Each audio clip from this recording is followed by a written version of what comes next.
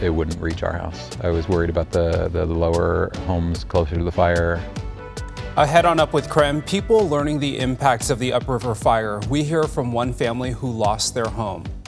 It's going to be a beautiful, warm, sunny day today, but we do have the chance for some fire danger. I'll explain where coming up. Plus, more than 75% of parents say they do this at the dinner table. Can you guess? Why pediatricians say it's not healthy for parents or their kids.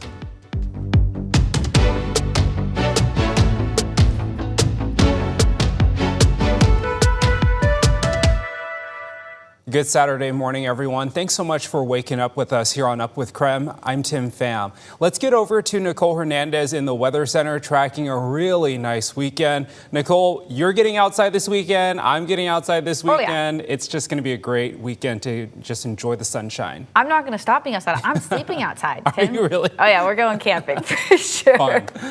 No, seriously, it is going to be absolutely beautiful. Today, we're going to see temperatures in the mid-80s and those low temperatures really mild as well, right? Both tomorrow and today, mid-50s here in Spokane. Tomorrow actually ends up being the coolest of our 2 days. We've got low 80s on Sunday, but for the most part, we're going to be sunny. We're going to be warm. The only difference today is that we're a bit breezy. Most of the strongest winds are in central Washington, and we'll talk more about that later and why that brings some fire danger presence into our area. But for the most part, the next few days looking really good. Highs across the region today. The warmest, as always, out in central Washington, so that potential for upper 80s over there. The hottest being Richland in the 90s, so those Tri-Cities areas. And then we've got the mid-80s out in eastern Washington and North Idaho, with things a little bit cooler on the Palouse at about 79 today.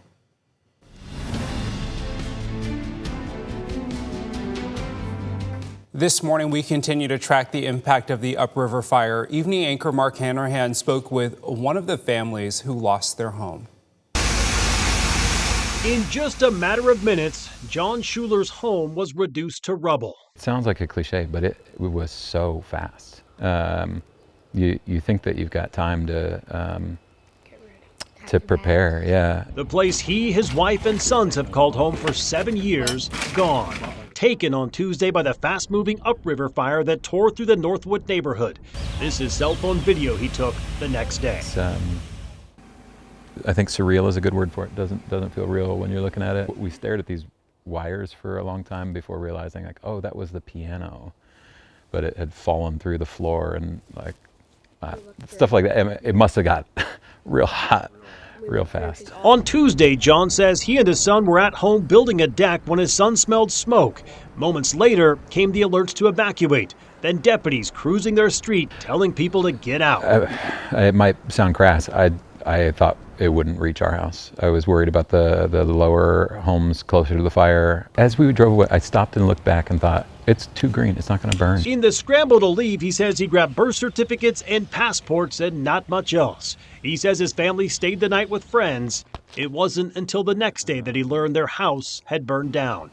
It still hasn't fully sunk in. Kind of forgetting and then have like, oh, I can't go pick up that thing. I can't just swing by the house and grab that thing that I need right now because it's not there anymore. Despite the enormous loss, John is thankful they're all safe and thankful for his community. He's a part-time pastor at a local Christian church, and he is leaning on his congregation and his faith to navigate what's next. I don't know how somebody could go through this process without a deep and like abiding security that comes from faith in Christ. This is going to be a really hard season, a hard situation, but we trust God.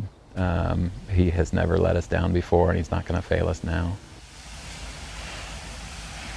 Some families are feeling lucky to be coming back to their house that are still standing, but now they have to figure out how to clean the pink fire retardant that could have saved their homes.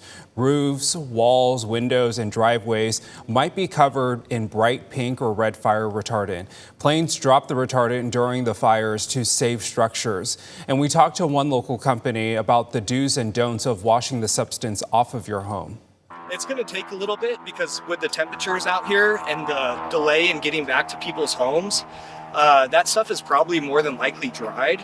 So rinse it really good, wet everything down, give it a brush, and see if you can start getting stuff off.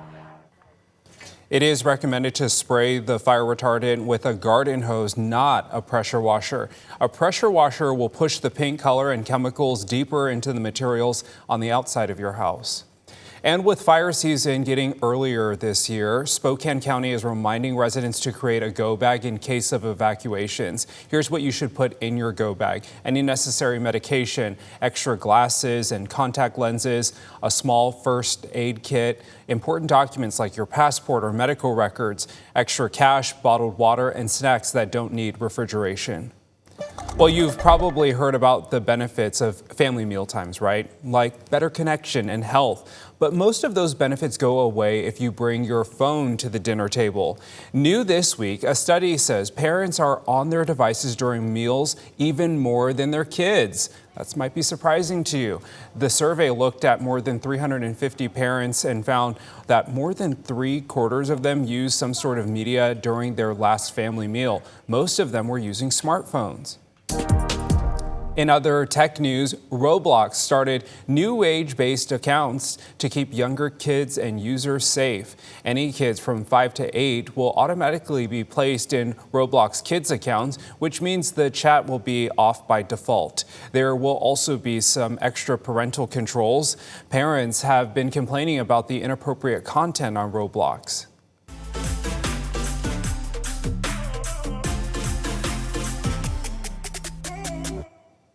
All right, let's take a look at the World Cup game set for today. Netherlands faces Sweden at 10 a.m., then Germany and the Ivory Coast kickoff at 1 p.m.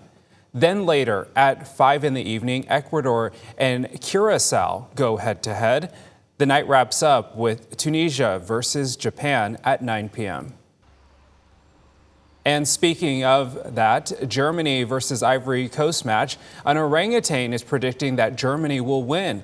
Walter the orangutan has over 20 years of experience predicting soccer match outcomes. He even chose the outcomes for the 2006 World Cup. You can see here he's choosing between the sacks labeled with the flags of the two countries.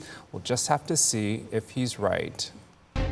Still ahead, a conversation with local artists where you can see their work today. And later, contaminated baby formula sent one Washington baby to a hospital. What to know about the nationwide recall.